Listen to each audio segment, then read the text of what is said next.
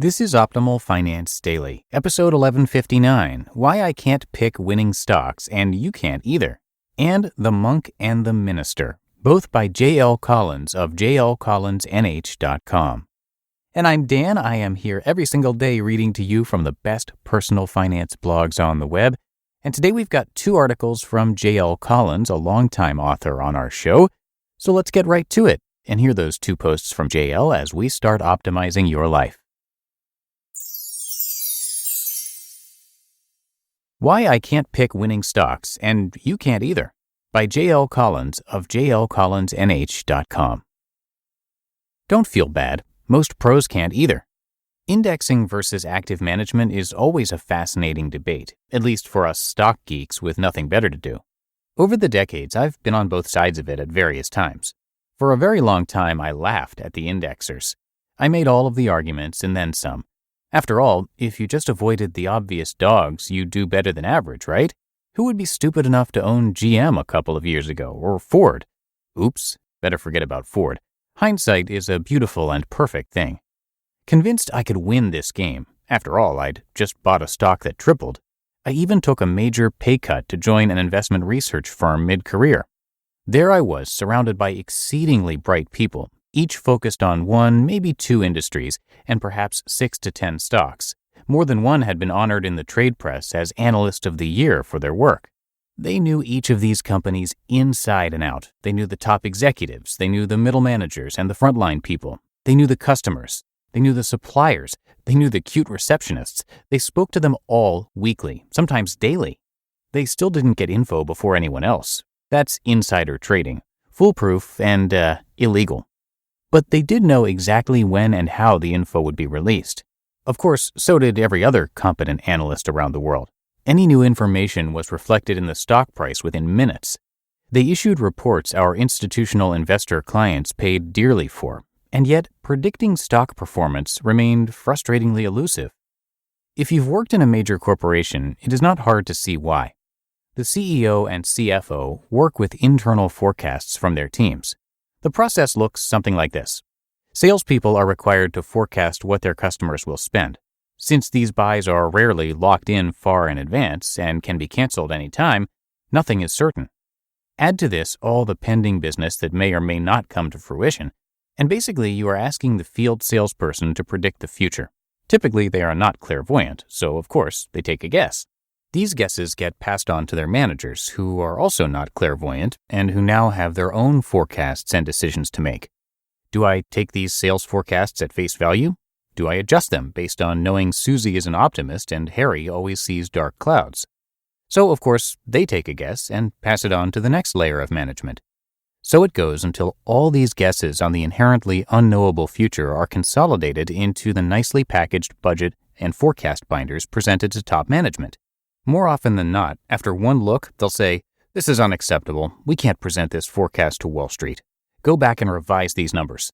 Back down the chain it goes, maybe multiple times, and each time the numbers get a bit further from reality.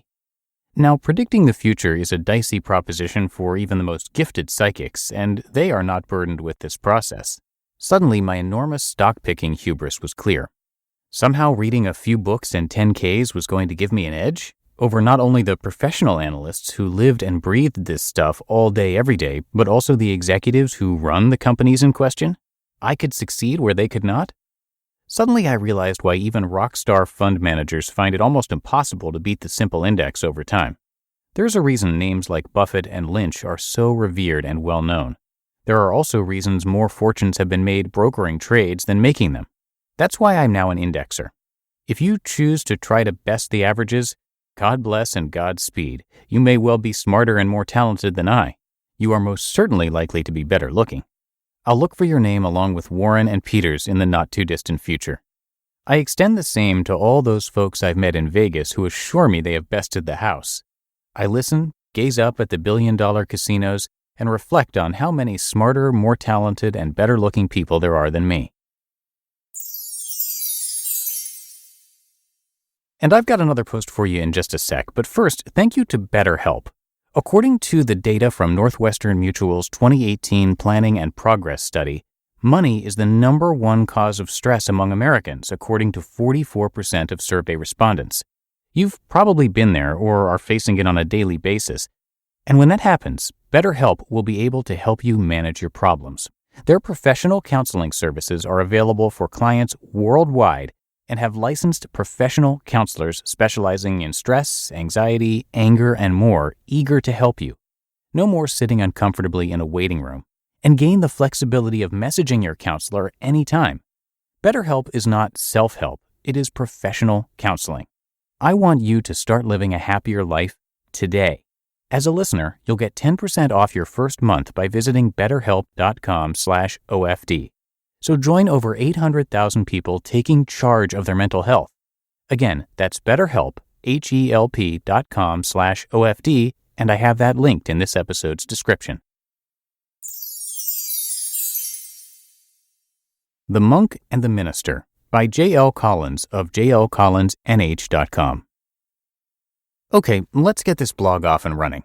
Here's one of my favorite parables to get us started. Two close boyhood friends grow up and go their separate ways. One becomes a humble monk, the other a rich and powerful minister to the king. Years later, they meet. As they catch up, the minister, in his fine robes, takes pity on the thin, shabby monk. Seeking to help, he says, "You know, if you could learn to cater to the king, you wouldn't have to live on rice and beans." To which the monk replies, "If you could learn to live on rice and beans, you wouldn't have to cater to the king." Most all of us fall somewhere between the two. As for me, it's better to be closer to the monk. You just listened to the posts titled "Why I Can't Pick Winning Stocks and You Can't Either" and "The Monk and the Minister," both by JL Collins of JLCollinsNH.com. And thanks so much to JL for letting us share his work today, and that's going to do it for another edition of Optimal Finance Daily. I will be back with you tomorrow, where I will have a post from Kyle Mast. So I'll see you there in the Wednesday show, where your optimal life awaits.